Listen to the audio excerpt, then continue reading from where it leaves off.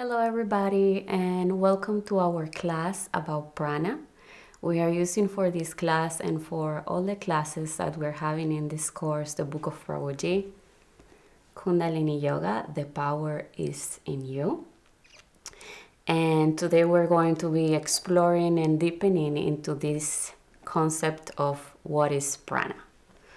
I don't know if any of you ever wonder, or I can be almost sure that probably some of you wonder about what is this energy that surpasses us, that is controlling the universe. There is something, we can call it energy, we can call it in many different names, but there is something that surpasses us, something that is intelligent, that by it, the universe is supported in it. Like if we think about the movement of the planets, what is happening outside planet Earth, like in the solar system, there is something that is sustaining all this movement, or this is at the macrocosmical level. And if we think about the microcosmical level, like even in our body, there are so many different processes, even involuntary processes that are happening while I'm speaking right now. There is the circulatory system, like the blood is flowing around my veins and my arteries. There is the metabolism, the assimilation of different nutrients, this movement that I'm doing with my hands. There is something controlling all of this. And I know many times we ask ourselves, like, what is this that is controlling all these movements at the microcosmical level and also at the macrocosmical level? And this is the power of prana. According to what Prabhuji is presenting us in this chapter about prana, then we're going to be seeing and understanding more about what is prana. That is translated, this is a Sanskrit word that is translated as vital energy. But there is an article that Prabhuji wrote about prana. It's not here, unfortunately, in the book. But he's saying about the difficulty, he's expressing about the difficulty of defining exactly what is prana. He's saying, like, we can take etymologically, we can define it etymologically. What's the meaning of the word? We will see, as I said, it's vital energy. And in many other scriptures, we will see that they're speaking about prana as a life force, is what is allowing us to live. Without the power of prana, there is no life. Like everything that is created, this universe, ourselves as human beings, we are sustained by this power of prana. I don't know if you remember that in our previous class, when we were speaking about the koshas, the different sheets, we said that this prana was the bridge between the physical body and the sheet of the mind. Like we will see that there is like a small thread that it's in the prana maya kosha, in the sheet of the prana, that is allowing us to live. When prana leaves our body, then we died. Even though we see that prana, the breathing will be our most near manifestation, we can control our breathing with the exercises of pranayama. Like we can hold it for certain time, and we can develop this skill of controlling our breathing. But as soon as prana leaves our body, then that's it. So as I was saying in this article of Prabhuji, he's explaining how difficult it is to define it and why. He was speaking about the subjective level and the objective level. He was sharing how things that are occurring only in the subjective level are very difficult to define. When there is no distance between what I want to explain and the one that is explaining, then it becomes very difficult to define it. When we're speaking about things like love, like friendship, or even life, then it's very difficult to explain them or to define them, because there is no distance between what's explaining it and the thing that we're trying to explain. So it comes also to the concept of prana, because this is actually what we are. Like, if you remember in our previous class, when we're speaking about two aspects, it's different aspects, but it's the same thing. We're having a dynamic aspect and a static aspect. We will see it also very soon when we will explain about the evolution of prana. It's the same thing. It's just only different aspects of the same, different expressions. One is the manifested aspect. One is the one that is not revealed, that it's hidden. So it's the same thing. It's what we are. So it becomes like a very difficult task when we want to explain it. But let's see what Prabhuji is bringing in the book. We can start by the first sentence. The meaning of the Sanskrit word is vital energy, but prana often refers to breathing because it is the closest expression of it in our physical experience. So I already mentioned it, that many times, if you ever had the chance to go to, for example, a hatha yoga class, we will see that many times the instructors are referring to prana as our breathing. They are telling us, inhale prana, exhale prana. They are referring to prana as the breathing because it's the most tangible way that we have to experience it with our breathing. But something that I can mention now is the fact that the breathing is only a vehicle. We will see that, for example, in the Ayurvedic medicine, we have very specific types of food.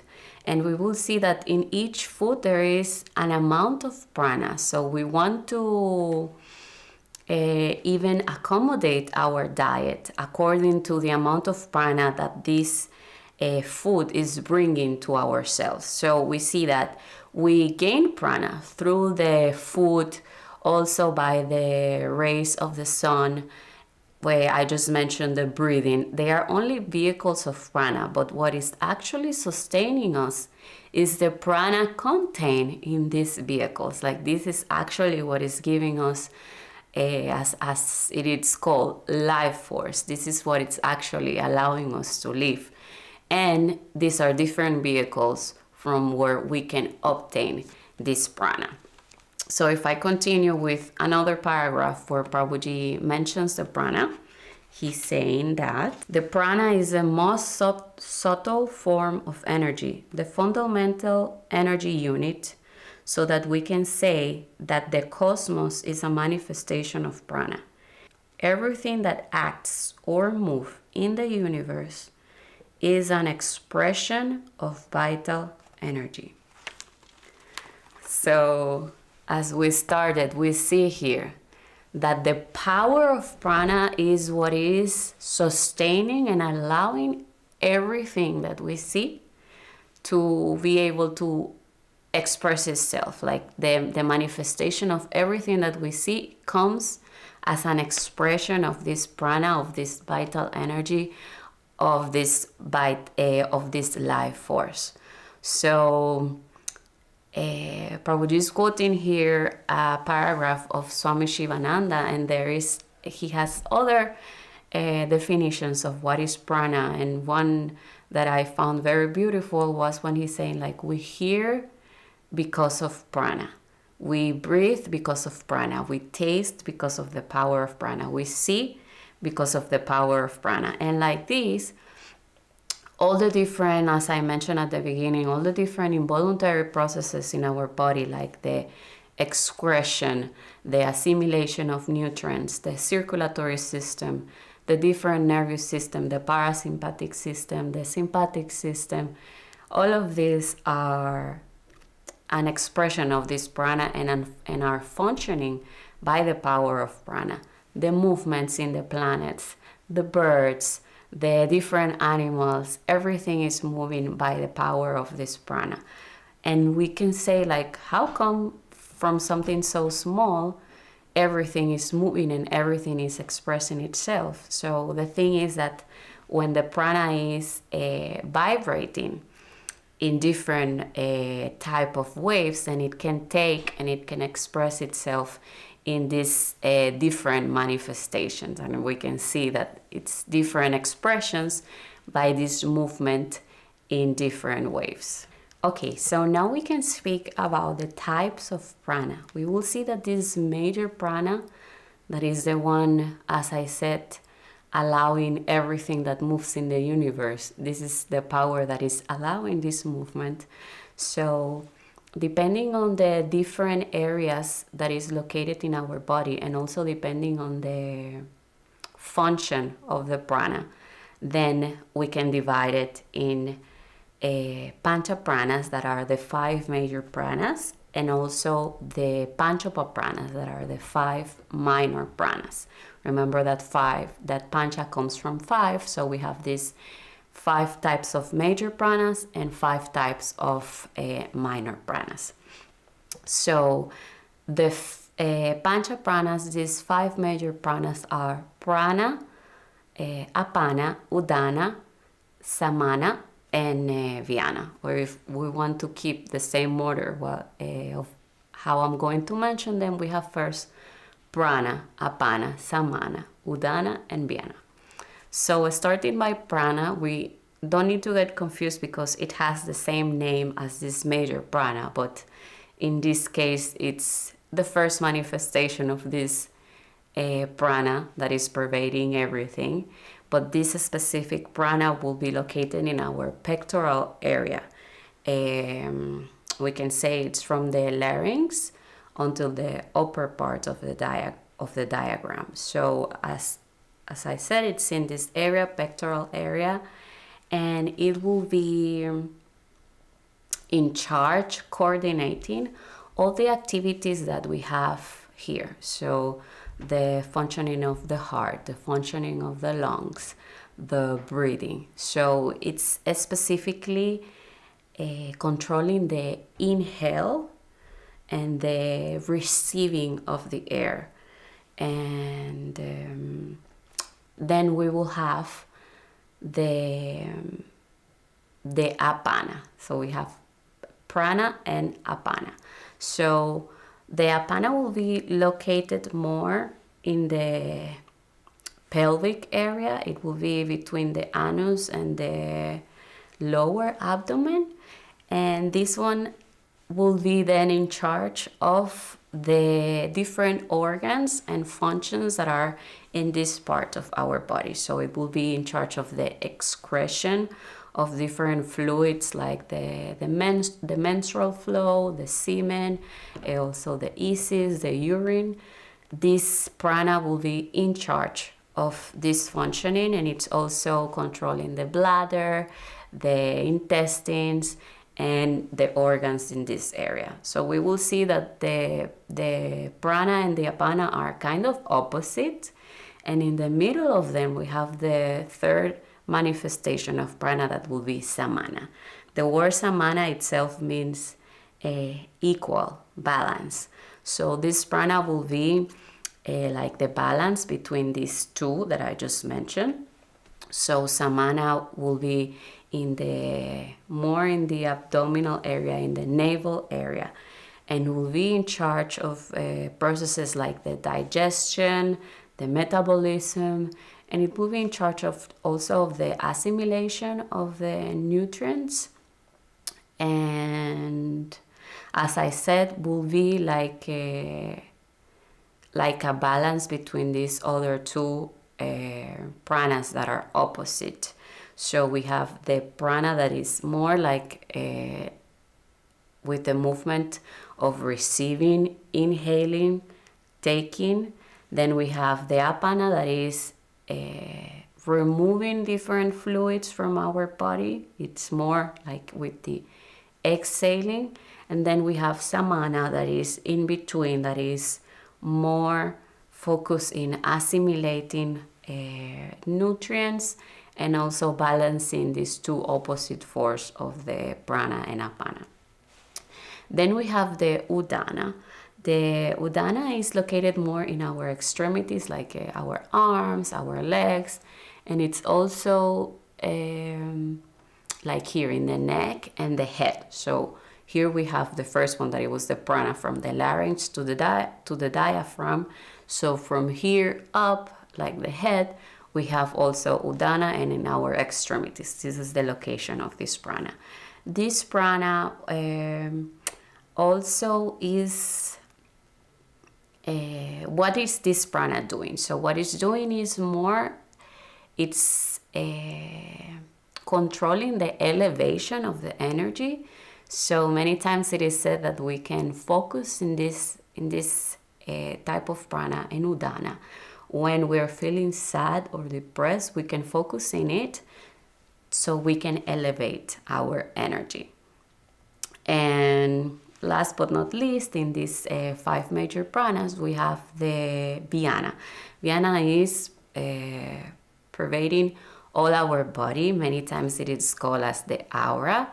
Like also it's functioning like a reservoir. So when the other pranas need more, they will take from the vyana, like it's permeating all of our body. And as I said, it is called the aura. We refer to it as the aura many times because it's in all our physical body. You can see in the diagram that we're presenting now on the screen the location, like a more clear visual example of what are all these panchapranas located. We're now going to continue with the panchapranas, the minor pranas. These are Naga, Kurma, Krikara, Devadatta, and Dhananjaya.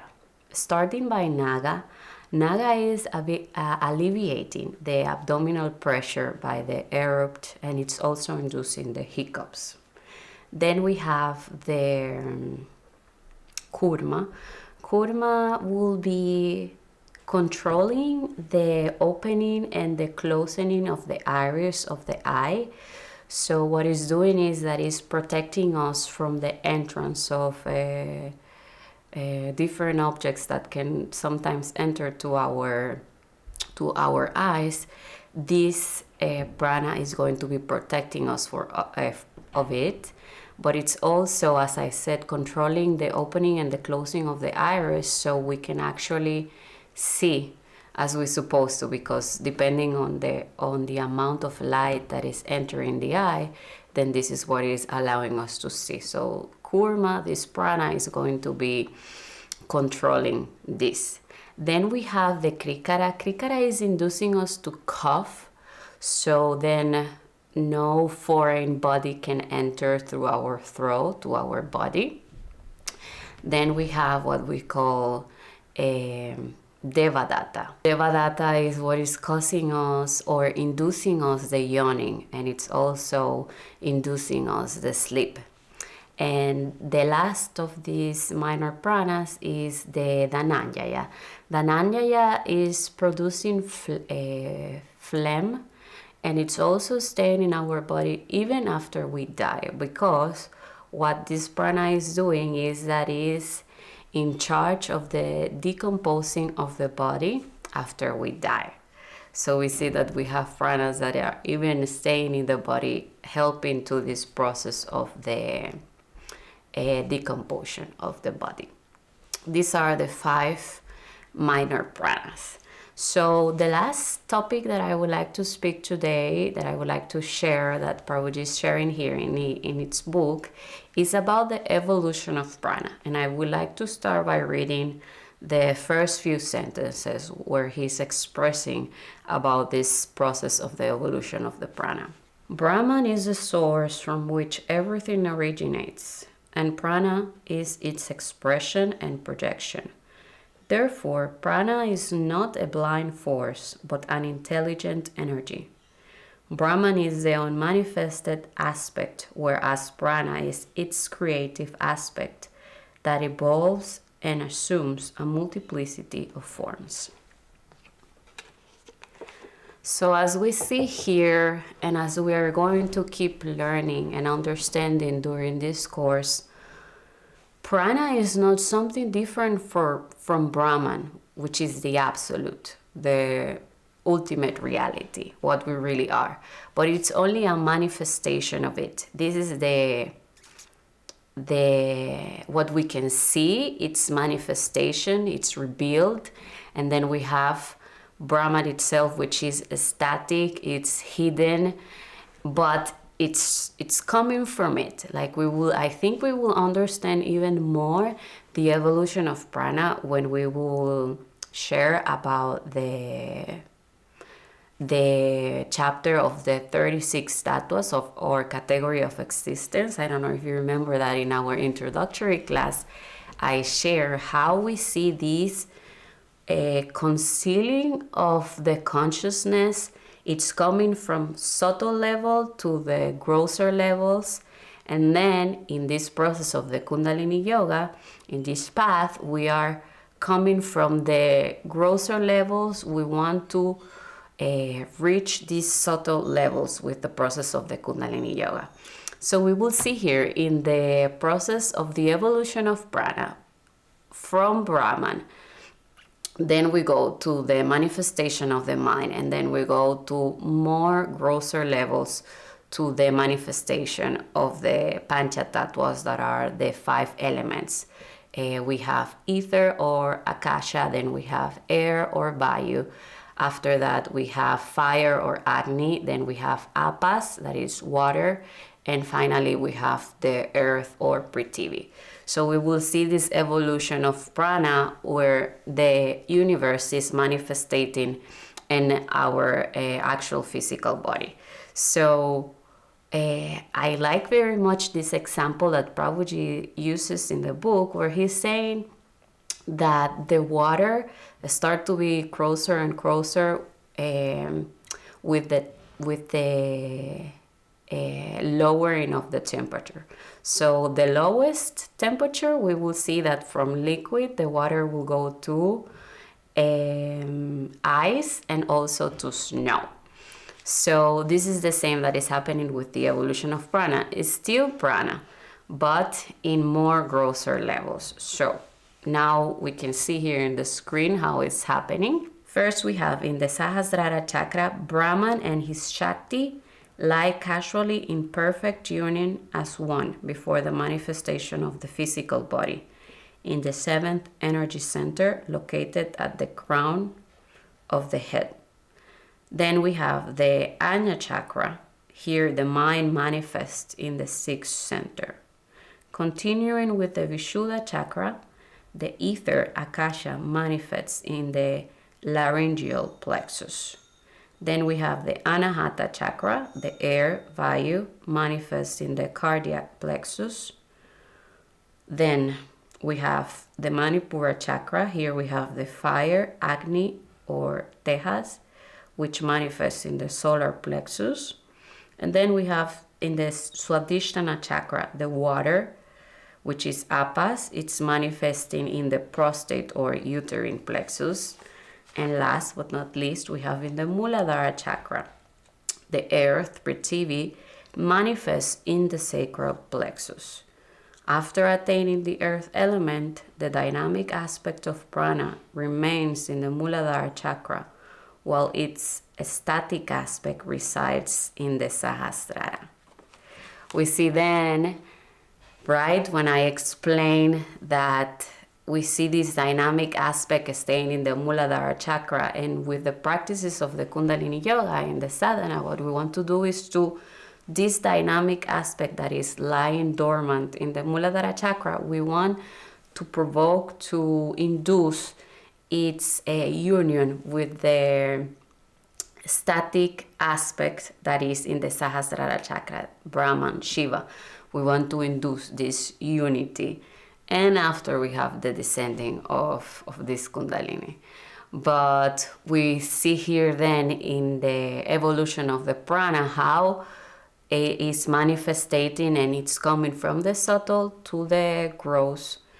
And as I said, in the process, in the sadhana of the Kundalini, we want that this dynamic aspect that is lying in the Muladhara chakra will unite with Brahman again in the seventh center in the Sahasrara chakra, in this part here in the crown.